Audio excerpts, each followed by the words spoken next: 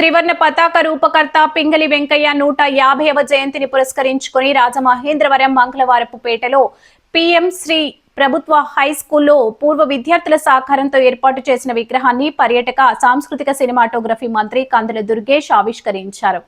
అదే పాఠశాల అవే జ్ఞాపకాలు.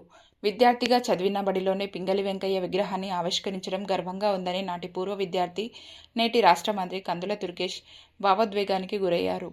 పింగళి వెంకయ్య చిత్రపటానికి పూలమాలలు వేసి ఘన నివాళులు అర్పించారు. జోహార్ పింగళి వెంకయ్య అంటూ నినాదాలు. తరాలు మారినా చెరిగిపోని కీర్తి పింగళి వెంకయ్యది. ఆయన ఆశయాల సాధనకు కృషి చేద్దామని పిలుపునిచ్చారు. పింగళి వెంకయ్య జయంతిని పురస్కరించుకొని పాఠశాలలో విద్యార్థులకు నిర్వహించిన వివిధ పోటీల్లో విజేతలకు బహుమతులు అందజేశారు. శిక్షణ పొందుతున్న భారత స్కౌట్స్ అండ్ గైడ్స్ విద్యార్థుల నుంచి వందనం స్వీకరించి వారిని అభినందించారు.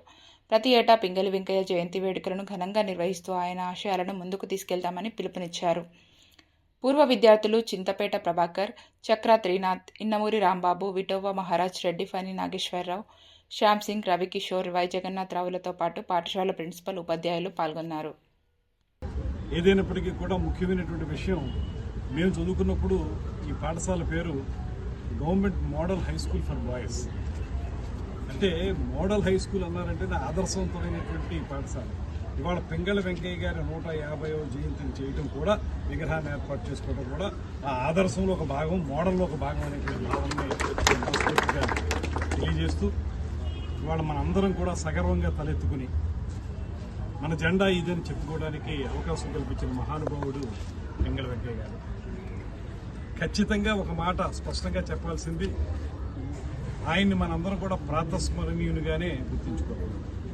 మనకి ఒక గౌరవాన్ని, మనం తలెత్తుకుని నిలబడగలిగేటువంటి అవకాశాన్ని కల్పించినటువంటి పింగళి వెంకయ్య గారు మనకి ప్రాతస్మరణీయులు.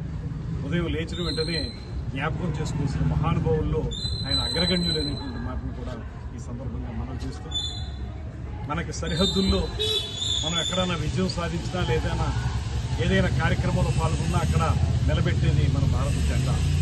అదేవిధంగా పార్లమెంట్లో కానీ, ఎర్రకోట మీద కానీ ఎక్కడ పెట్టినా కూడా మన భారత జెండాని నిలబెడతాం. మనం మువ్వెన్నెల జెండాని, ఆ మువ్వెన్నెల జెండా యొక్క రూపశిల్పి మన ఆంధ్రుడైనటువంటి పింగళి వెంకయ్య గారు కావడం అంతకంటే గర్వకారణం మనకి ఏముంటుందనేటువంటి మాట. నిజానికి మహాత్మా